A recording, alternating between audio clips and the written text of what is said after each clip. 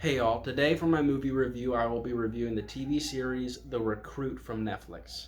First of all, before I get into the spoilers, is this worth watching and is it family friendly? Sadly, when it comes to family friendly, it set itself up to be a good family friendly show, but it just included a few too many scenes and themes that I feel would not be appropriate for my daughter to be watching. You can use your own discretion after taking a look at Plugged In or IMDb Parents Guide, but it is something that you're going to want to be a little bit older, at least in your teens, to be watching so you can have some discernment when it comes to some of these scenes. The other thing is it even worth watching? It's 8 episodes, so it's a bit of a commitment. Well, you'll hear a little bit more, but the bottom line is I did not enjoy this TV series. I was quite disappointed in it, actually. I wanted to tell you why, because a lot of these issues are in a lot of TV series in Netflix. And I wanted to talk about why Netflix continues to make products and TV series that have the same issues. So, bottom line, there's a lot of other TV series and limited series that you should be spending your time on. Well, let's get into it. Obviously, it goes without saying, spoiler alert. I want to talk about the things I love about this first. First of all, I love that Netflix gives people an opportunity to make a name for themselves. The main character, Noah Centineo, has been in several Netflix originals. He came from basically being a nobody a couple years ago and now has starred in a ton of feature films and now a TV series. So it's amazing to see new talent. For a while, it felt like every new movie, every new TV series was starring someone who's been famous for 20 years. And as an aspiring actor, that can be a little bit discouraging. Love the new faces. There were very few tenured actors in this series, and I actually love that because we're bringing in a whole new group of people to be able to show their talents off. Not only that, but Noah Centineo does have a really great natural charisma to him, especially with the type of role that he likes to play, kind of a laid back character, and it was cool to see him take a next step in his career. Gonna be honest that besides the Nathan Fillion scene and Noah Centineo being in the film, those are the main things I enjoyed about it.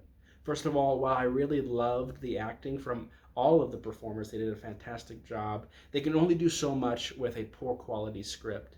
This was certainly a C plus script. There was nothing special about it, nothing interesting. It just followed all of the tropes and tried to give its own flair, but failing at every single turn.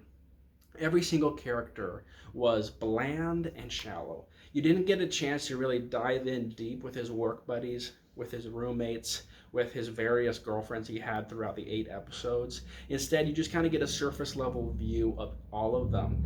They'll overshare sometimes, and you kind of get the feeling that it's become a deep conversation, but you never really figure out who someone is, what makes them tick. Not only that, but the authors, or should I say the screenwriters of the show, couldn't really decide what people's motives were. You know, his office friends, the two of them, what were they about? Were they?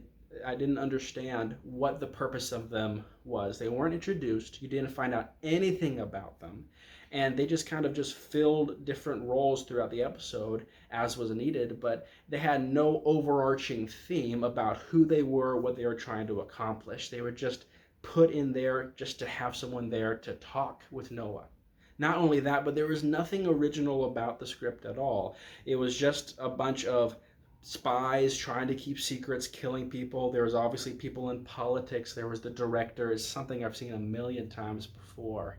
This show was clearly made as a trial run by Netflix to see if people enjoy it, to see if they can create a second, third, fourth series, maybe with some better writing, some better scenes. The problem is they should have put a lot more details into the dialogue, into the scenes, so that I could relate more with these characters. A huge missed opportunity was the Russian lady who was being handled by Noah. I'm not sure what I'm supposed to think about her. Am I supposed to feel sorry for her because apparently, her daughter died and she had to kill her husband, it looks like? Am I supposed to hate her because she murders Americans and beats people to death because she's angry and doesn't know how to control her feelings? Am I supposed to think that she's a legitimate girlfriend, a legitimate romantic lead next to Noah when she is clearly not? I have no idea what to think about her. So when things happen throughout the TV series that happen to her where she's feeling pain or where she's being hurt, I don't know how I'm supposed to feel about it. Am I rooting for her or against her? Not only that, I understand that most people don't have my Christian values and may not be as traditional as I am, and that's fine.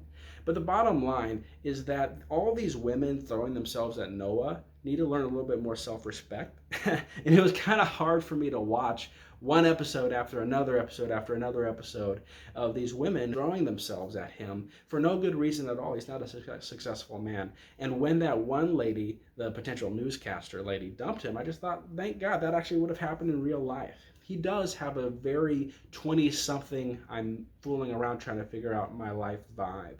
And instead of them taking that vibe and having him develop into a man throughout those 8 episodes, take on some responsibility, become organized, become conscientious, and to get the job done. Throughout the entire series, from minute 1 to the very end of episode 8, he's just a bumbling fool. He's calling people every single episode, several times per episode, hey, please help me, please get me out of this trouble, please, please, please, please. He was not masculine. He was not a man. He didn't get the job done at all. I have no respect for him. And it's hard for me to recommend a TV series where he's basically acting like an 18-year-old, having sex with whoever he can get his hands on, trying to do anything that he can to get something done when he's not qualified and he's not willing to have the discipline, have the conscientiousness to actually get the job done. Not only that, but it kind of felt like a TV series written by older people who are imagining what they think millennials or Gen Z are. The entire show showed a bunch of very immature young people who are constantly calling their mom, their dad, their best friend to get them out of situations and not standing up to them. His main friend, the roommate, who was his previous girlfriend, who was clearly the person they're trying to put as the romantic lead next to him, she called her mommy 2 or 3 times throughout the TV series to get help. And when her mom bought her plane tickets back because she didn't want her helping Noah, she just complied, basically. She wasn't able to stand up for herself and stand up on her own 2 feet. This could have been a great opportunity to show a bunch of young people who are finding their path, finally find their path, and walk firmly in it. Instead, you're left wondering, are these children, why are they being given all these assignments when they're clearly not ready for them?